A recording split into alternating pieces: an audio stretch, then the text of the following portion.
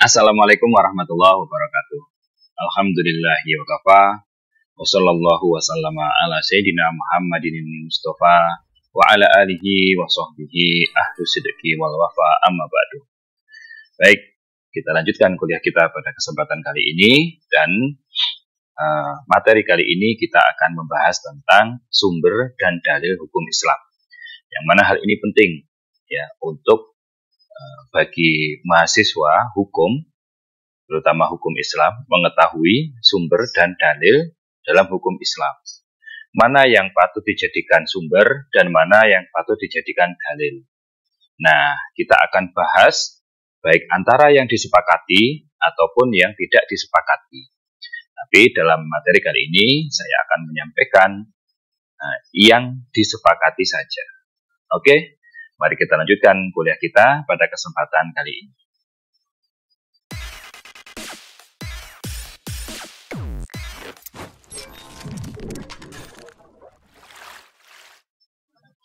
Nah, adik-adik sekalian, yang pertama, apa itu sumber dan dalil hukum Islam? Nah, ini penting kita bahas karena yang namanya sumber dan dalil itu berbeda, ya. Dalil itu adalah landasan, sedangkan sumber itu nanti dari mana diambilnya. Nah, sumber adalah sesuatu yang menjadi dasar lahirnya sesuatu. Jadi namanya sumber itu menjadi dasar lahirnya sesuatu. Sehingga dalam sumber hukum Islam, itu bahasa Arabnya adalah masadir al-ahkam. Masadirul ahkam. Hanya dua, yaitu Al-Quran dan hadis. Nah, jadi kalau dalam Islam itu yang namanya sumber, itu ada cuma dua. Yaitu apa? Al-Quran dan hadis. Bukan pendapat yang mengatakan empat, yaitu Al-Quran, hadis, ijma, dan qiyas. Nah, kita akan bahas hal ini satu persatu di pertemuan kali ini ya. Oke, sebab Al-Quran dan hadis dasar lahirnya ketentuan hukum adalah dasar lahirnya ketentuan hukum Islam dan merupakan teks-teks atau nas yang menjadi rujukan dalam menentukan hukum Islam itu sendiri. Jadi yang namanya Al-Quran dan hadis itu memang kedua sumber utama dalam artian kalau kita mau mengetahui hukum sesuatu itu harus dicari landasannya dulu di Al-Quran dan hadis. Maka harus dibedakan antara sumber atau yaitu masadir dan dalil atau adillah.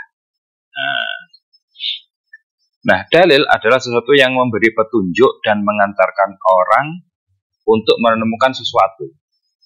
Dalil itu adalah sesuatu yang memberikan petunjuk dan mengantarkan orang untuk menemukan sesuatu. Sehingga ijma dan qiyas bukan sumber atau dasar lahirnya hukum Islam, tapi petunjuk untuk menemukan hukum Islam yang terdapat dalam Al-Quran dan hadis melalui proses atau upaya ijtihad.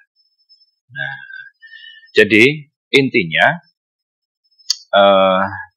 banyak istilahnya kita dengar ya di buku-buku atau mungkin di status ustadz-ustadz dan lain sebagainya itu sumber hukum Islam itu ada 4. Nah, maka di sini akan saya jelaskan bahwasanya sumbernya itu bukan 4 tapi 2, Al-Quran dan hadis. Sedangkan dalil atau istilahnya dalil itu petunjuk untuk menemukan hukum Islam yang terdapat dalam Al-Quran dan hadis dengan ijtihad, dengan proses usahanya tadi itu ada 4. Nah, gitu ya. Nah, kemudian meskipun hanya Al-Quran dan hadis sebagai sumber hukum Islam, hal tersebut tidak menghalangi keduanya disebut sebagai dalil hukum. Nah, jika memang keduanya memberikan petunjuk untuk menemukan hukum Islam itu sendiri. Nah, jadi ada dalil hukumnya. Al-Quran dan hadis disebut juga dalil hukum. Dengan apa nanti? Dengan usul fikih tadi, dengan dilalah istilahnya ya. Nah, gitu. Sedangkan qiyas itu kan proses untuk menemukan hukum. Ijma juga proses untuk menentukan hukum, menemukan hukum. Nah, kemudian maka sumber hukum Islam dapat disebut dalil hukum Islam. Ya, sumber hukum Islam itu kan 2 ya. Itu dapat disebut sebagai dalil hukum Islam. Sedangkan tidak semua dalil hukum Islam dapat disebut sumber hukum Islam. Nah, ini ringkasnya begitu. Agar tidak rancu, sumber hukum Islam adalah kias misalkan. Tidak. Kalau dalilnya iya. Nah, gitu ya. Dalilnya iya. Nah, sekarang kita akan membahas tentang dalil hukum Islam. Ya, dalil-dalilnya itu apa saja, agar kita tahu bahwasanya dalil itu dia memang menjadi landasan, benar-benar menjadi landasan gitu loh ya. Nah, yang pertama adalah Al-Quran. Al-Quran adalah firman Allah Ta'ala yang diturunkan kepada Nabi Muhammad SAW berbahasa Arab, diriwayatkan secara mutawatir, membacanya merupakan ibadah, dimulai dari surat Al-Fatihah sampai surat An-Nas. Nah, jadi yang namanya Al-Quran itu firman Allah, kalamullahi. Nah, jadi istilahnya firman Allah. Jangan istilahnya kalian bayangkan Allah itu ngomong kayak kita, enggak ya. Nah, firman Allah gimana? Enggak tahu kita. Yang penting itu firman Allah. Nah, dan yang diturunkan kepada Nabi, karena kalau enggak diturunkan kepada Nabi, terus kepada siapa gitu loh. Nah, Nabi Muhammad ya maksudnya, bukan nabi-nabi yang lain atau bahkan yang ngaku-ngaku nabi, bukan. Berbahasa Arab. Nah, ingat Al-Quran itu yang layak disebut Al-Quran itu yang berbahasa Arab, gitu ya. Kalau ada bahasa Al-Quran bahasa Indonesia berarti terjemahan Al-Quran, bukan Al-Quran.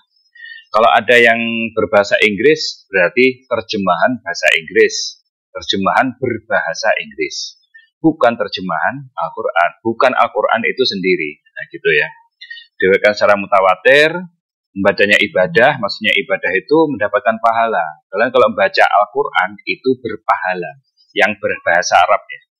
Kalau yang terjemahan, ya belum tentu berpahala. Nah, dimulai surat Al-Fatihah sampai surat An-Nas. Kalau ada surat lain selain itu, ya nggak tahu, bukan Al-Quran. Itu ya, bisa aja bukan Al-Quran. Kemudian ulama bersepakat bahwa Al-Quran adalah hujah bagi setiap muslim. Keberadaan wahyu bersifat pasti atau qat'iyus subut sebagai wahyu, gitu ya. Meskipun Al-Quran dilakukan dengan berbagai qiraat atau dialek yang mutawatir dikenal dengan qiraah sab'ah atau 7 dialek. Jadi begini, Al-Quran yang ada pada kita sekarang ini ya, itu adalah namanya mushaf hafaz, gitu ya. Itu salah satu dari qiraah mutawatir, qiraah sab'ah. Mutawatir itu, qiraah mutawatir itu qiraah yang mana itu diriwayatkan oleh banyak orang, gitu ya. Dan tidak mungkin mereka sepakat untuk bohong, itu nggak mungkin. Ayo kita satu desa ini bohong bareng-bareng, gitu ya. Terus kita meriwayatkan Al-Quran sendiri, tidak bisa. Nah, jadi Al-Quran itu ada dialek. Nah, dialeknya itu ada 7. Ada yang disepakati ulama ada 7. Ada yang nggak disepakati ada 10 bahkan lebih. Nah, gitu cara bacanya. Makanya kalau di Indonesia itu pakai qiraah hafaz seperti apa? Seperti Quran yang ada di toko-toko yang kalian temui di musala, di masjid-masjid itu. Nah, hanya saja dalam segi kebahasaan, tunjukkan makna atau dalalah yang terkandung dalam Al-Quran bersifat qat'i atau dhonni, lebih dari satu makna. Jadi maksudnya begini. Quran itu pasti, ketetapannya pasti ya. Nah, sedangkan maknanya atau maksudnya atau artinya, nah gitu ya. Maknanya atau maksudnya atau artinya itu ada yang bersifat pasti. Pasti itu nggak ada tafsiran lain, nggak ada makna lain. Ada yang dhonni. Dhonni itu mempunyai lebih dari satu makna. Nah, lebih dari satu makna itu. Jadi Al-Quran itu lafadznya pasti, gitu ya. Tapi maknanya, artinya dan segala macam itu bermacam-macam. Seperti tafsir aulia. Aulia itu apa? Ada yang mufassir menafsirkan teman, menafsirkan apalagi teman-teman, kemudian pemimpin, kemudian dan lain sebagainya, macam-macam. Nah, kemudian selanjutnya, yang kedua adalah hadis. Hadis adalah segala sesuatu yang disandarkan kepada Rasulullah, baik yang segi perkataan, perbuatan, persetujuan, atau sifat. Nah, gitu ya. Jadi yang namanya hadis itu baik dari sesuatu yang disandarkan kepada Nabi. Misalkan Nabi berkata begini, Nabi berperilaku begini, Nabi menentukan ini atau menyetujui ini atau melarang ini, atau Nabi sifat itu adalah misalkan Nabi tidurnya gimana, duduknya gimana, pakaiannya gimana, rambutnya gimana. Kemudian Nabi itu misalkan kalau ketawa gimana gitu ya, itu sifat. Jadi sesuatu pokoknya yang disandarkan kepada Nabi itu adalah hadis. Nah, ulama bersepakat bahwa hadis adalah hujah kedua. Hujah itu landasan ya, landasan kedua bagi setiap muslim. Berdasarkan ayat, barang siapa yang menaati Rasulullah, sesungguhnya ia telah menaati Allah. Quran surat An-Nisa ayat 80. Ini jelas. Dalam artian Allah sendiri yang mengatakan bahwasanya taatilah Rasulullah berarti engkau telah menaatiku. Karena memang juru bicara yang legal, yang disetujui oleh Allah ya hanya Rasulullah saja juru bicaranya. Utusannya, wakilnya, istilahnya kekasihnya hanya Rasulullah saja. Nah, hadis juga dibagi dalam beberapa klasifikasi. Nah, ini bagian hadis ya. Ada hadis makbul yang dapat diterima dan mardud yang ditolak. Maksudnya begini, hadis itu macam-macam ya derajatnya. Karena yang namanya hadis, kadang Nabi itu bersabda di satu sahabat, atau bersabda di depan cuma 5 orang sahabat, atau beliau sedang ngajar banyak sahabat. Kalau ngajarin banyak sahabat, otomatis kan banyak yang dengar, kemudian banyak yang meriwayatkan. Tapi kalau ngomongnya Nabi itu istilahnya yang menyaksikan di situ hanya 1, 2, 3 saja. Nah, maka di sini hadis itu ada yang makbul dapat diterima dan mardud yang ditolak. Diterima itu bisa dijadikan landasan hukum. Nah, gitu ya. Bisa dijadikan landasan hukum. Yaitu apa hadis makbul yang dapat diterima? Yang pertama hadis mutawatir, hadis masyhur, hadis sahih, hadis hasan dan hadis dhaif. Tapi hadis dhaif ini, hadis yang lemah ini bukan yang lemahnya parah, enggak. Sadidud du'fi, bukan yang sadidud du'fi. Yang lemahnya istilahnya bukan yang parah dan tidak bertentangan dengan makna umum hadis yang sahih. Nah, gitu ya.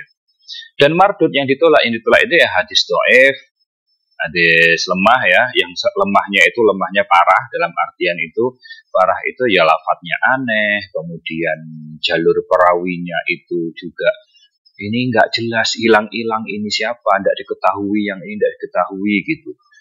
Nah, kemudian istilahnya maksud ini yang palsu juga ada yang palsu, yang mungkar, nah, itu ditolak semua. Nah, ditolak itu maksudnya yang tidak bisa dijadikan landasan. Nah, gitu ya, tidak bisa dijadikan landasan. Nah, kemudian yang kedua, berdasarkan kuantitasnya, jadi berdasarkan banyaknya jalur periwayatannya gitu ya. Itu ada yang mutawatir. Mutawatir itu lebih dari 5 jalurnya itu. Banyak gitu ya. Ahad itu 1, 2, 3. Jadi jalurnya itu cuma 1, 2, 3 biasanya. Masyhur dan gharib. Nah, masyhur ini ahad, masyhur dan gharib. Nah, ini hampir-hampir sama lah ya. Nah, dari segi kuantitasnya. Kemudian yang ketiga berdasarkan kualitasnya, yaitu ada sahih, ada hasan, ada dhaif, ada palsu. Kalau sahih jelas ya, hasan itu jelas, dhaif itu ya tadi macam-macamnya banyak. Kalau palsu ya palsu semua. Memang kajiannya kalau yang hadis dhaif ini agak jelimet dan banyak yang kategori-kategorinya banyak. Nah, intinya apa? Intinya selama hadis menurut ulama itu dapat diterima atau makbul, ya makbul itu bisa sahih, kemudian atau dhaif bisa, tapi dhaifnya bukan atau lemahnya itu bukan yang parah. Nah, selanjutnya ada ijma. Nah, gitu ya, ada ijma. Ijma itu apa? Nah, ijma adalah kesepakatan semua ulama mujtahid muslim dalam satu masa tertentu setelah wafatnya Rasulullah yang berkaitan dengan hukum syara. Jadi namanya ijma itu ya kesepakatan, gitu ya. Kesepakatan di sini bukan harus misalkan ijma kesepakatan di sini harus setelah Nabi wafat. Terus dalam hal hukum syara. Dalam hal hukum syara, hukum ya. Bukan yang berkaitan tidak ijma. Kalau istilahnya selain hukum disebut ijma bisa, tapi sering atau dipakainya itu untuk hukum syara. Nah, jadi sekarang kesepakatan itu gimana sih? Ini memang agak rumit sebenarnya kesepakatan itu. Karena apa? Karena ternyata kesepakatan itu kategorinya juga macam-macam, gitu ya. Bisa saja saya sepakat, misalkan kesepakatan ulama Kediri, gitu. Jadi satu Kediri itu kalau bahas hukum ini, hukum sebuah masalah, itu dia tidak ada yang istilahnya berbeda sendiri, tidak ada. Nah, gitu ya. Kemudian biasanya ijma itu diketahui setelah semuanya satu masa ini wafat. Ulama-ulamanya ini wafat. Nah, gitu ya. Kenapa kok begitu? Karena kadang, ini masalah hukum ini menurut ulama Kediri di daerah mana misalkan, daerah Keras. Begini, si A bilang begini, si B di daerah Ngadiluwe, daerah kota Kediri misalkan, daerah pesantren misalkan, daerah mana lagi, ini semuanya lah, Pare, Gumul. Nah itu ternyata ketika bahas, murid-muridnya tuh tahu, kayak gini mereka ternyata setelah wafatnya mereka semua itu dalam masalah ini tuh nggak ada perbedaan, berarti disebut ijma. Nah gitu ya. Nah, terus bisa juga berdasarkan, namanya ijma ini berdasarkan tempat. Misalkan kalau dulu kan langsung semua umat Islam, nah gitu. Biasanya ini terjadi di masa sahabat. Nah gitu ya. Jadi sahabat itu bersepakat. Kalau sudah nanti tabiin, bawahnya sahabat lagi, itu udah mencar kemana-mana, udah. Ada yang di Mesir, ada yang di Iran, ada yang di mana-mana. Nah, gitu ya. Jadi susah untuk mengakomodir. Makanya ada beberapa kriteria nanti ya. Nah, mayoritas ulama mengatakan bahwa ijma merupakan hujah yang bersifat qat'i. Maksudnya apa? Qat'i itu pasti, mengikat dan wajib dipatuhi berdasarkan ayat, dan barang siapa menentang Rasul sesudah jelas kebenaran baginya dan mengikuti jalan yang bukan jalan orang-orang mukmin. Quran surat An-Nisa ayat 115. Dan hadis, umatku tidak akan bersepakat atas suatu kesesatan. Hadis riwayat Tirmidzi. Jadi ini dalilnya ijma. Ijma itu berlaku sampai hari kiamat ya. Kalau misalkan ulama sudah sepakat tentang sesuatu ya, itu akan berlaku sampai hari kiamat. Gitu. Tidak bisa hukum ini dihapus atau diamandemen atau yang lain. Namanya ijma begitu. Nah, karena berdasarkan hadis tadi ini, umatku tidak akan bersepakat dalam kesesatan. Ayo sepakat sesat semua, tidak ada. Ya, tidak mungkin ya. Nah, gitu. Kemudian klasifikasinya apa? Satu, berdasarkan dari segi pembentukannya.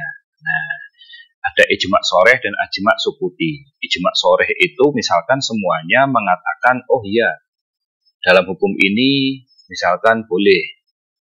Ulama sana katakan ya satu Indonesia lah gitu ya. Ulama sana bilang boleh, ulama Jawa Timur boleh, Jawa Tengah boleh.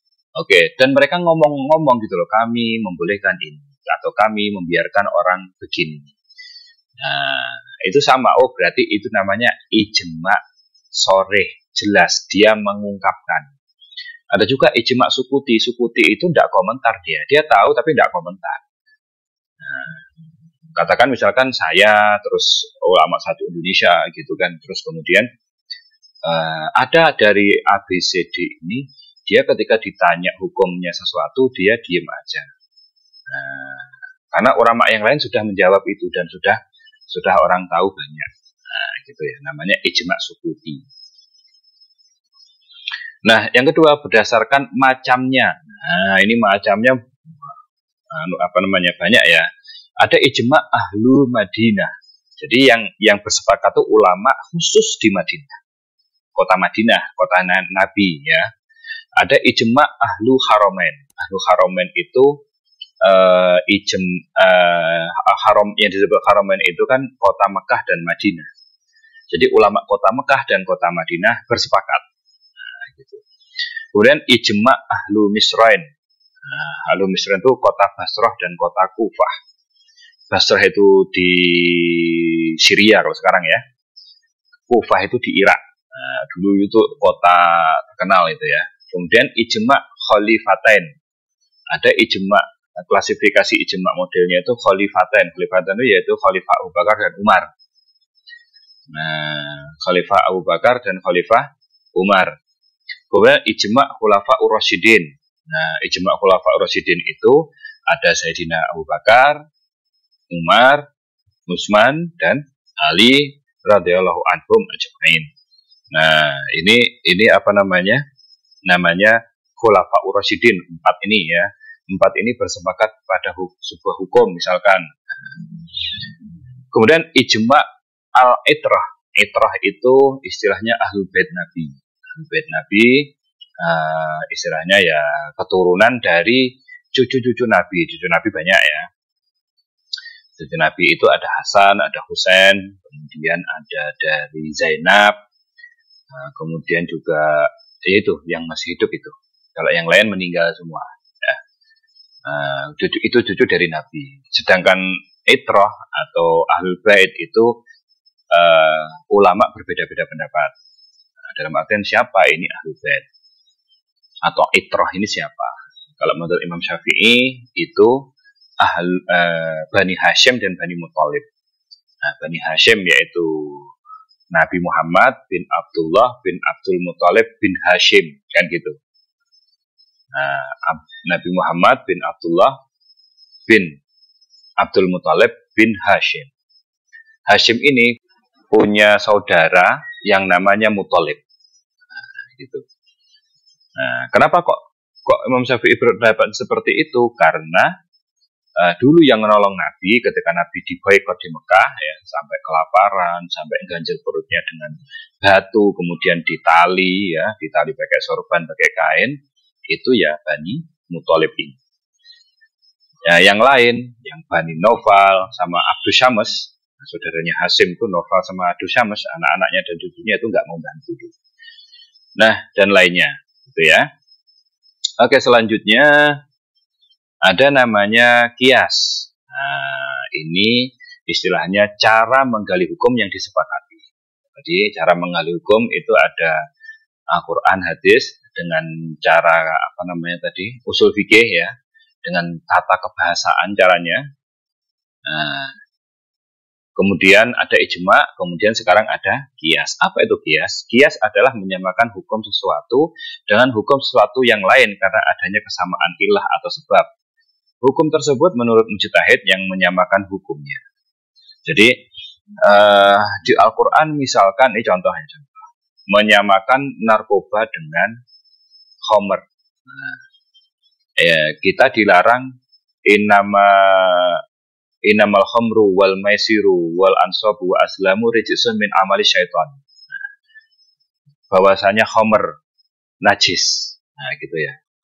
Terus ulama itu mencari kenapa khamr ini dinajiskan sama Allah, karena ulama menyepakati sebuah ilah atau sebabnya, yaitu menghilangkan akal, dapat menghilangkan akal khamr ini. Nah, sekarang segala sesuatu yang dapat menghilangkan akal berarti haram. Nah, narkoba itu menghilangkan akal. Nah, gitu ya. Menghilangkan akalnya kan apa istilahnya? Tahakkuk. Tahakkuk itu langsung terjadi. Jadi ketika kita memakai itu langsung efeknya ada. Itu namanya tahakkuk. Kemudian mayoritas ulama mengatakan bahwa qiyas merupakan hujah keempat setelah Al-Quran, hadis dan ijma serta bersifat dhanni. Maksudnya tidak pasti dan berpeluang terjadi perbedaan pendapat. Pendapat mayoritas ulama itu memakai qiyas, gitu ya. Semuanya, hampir semua ini kalau pakai qiyas ini. Cuman ternyata qiyas ini hasilnya, walaupun tadi istilahnya yang namanya narkoba itu bisa dikiaskan dengan khamr, dengan minuman keras.